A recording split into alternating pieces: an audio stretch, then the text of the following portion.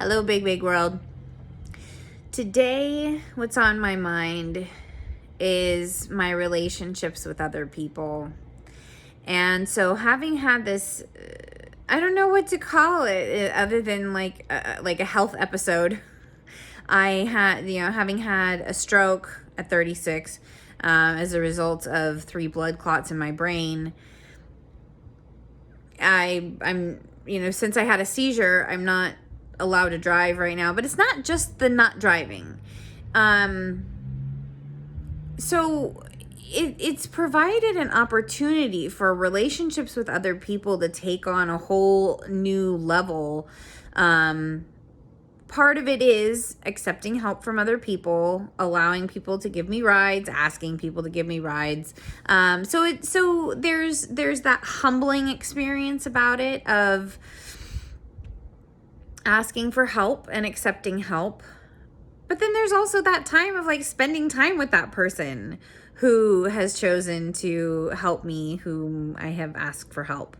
And also hearing, no, I can't help you. I think there's something about it that's good for me, that this person saying, no, I can't give you a ride, multiple people saying I can't give you a ride, it doesn't mean anything. It's a good experience for me to have, that this person can't drive me somewhere and it doesn't mean anything.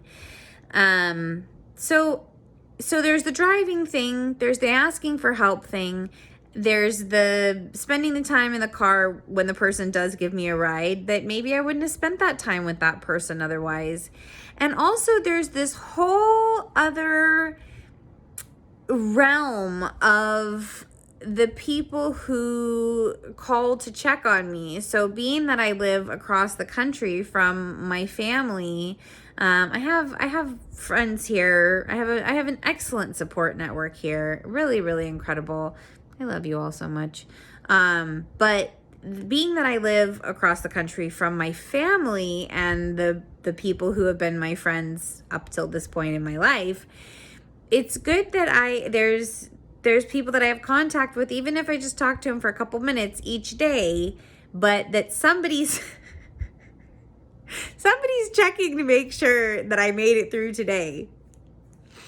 And it's really a good thing. It's a sense of connection in a different way than I've ever experienced before. And I've always been a very social person, but this is a different sense of connection and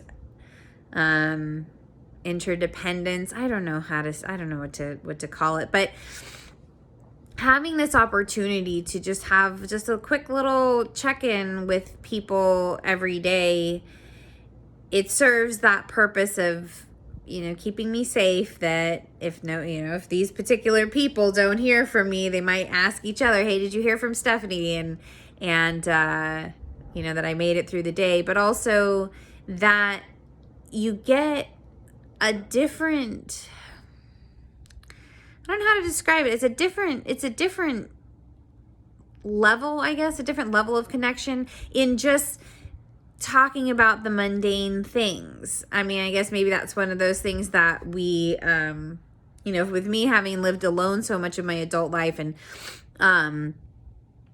people who live with other people don't necessarily recognize the contrast of those little mundane, meaningless, what did you do today? Just those little conversations, just about nothing really. Like, oh, I made this new recipe today, or, I went on a bike ride, or whatever it is, which most days include a bike ride for me these days. And I'm really enjoying that. I'm really enjoying the simplicity of my life. I'm enjoying not driving for all that it has to offer, and the things that I need to do, they get figured out.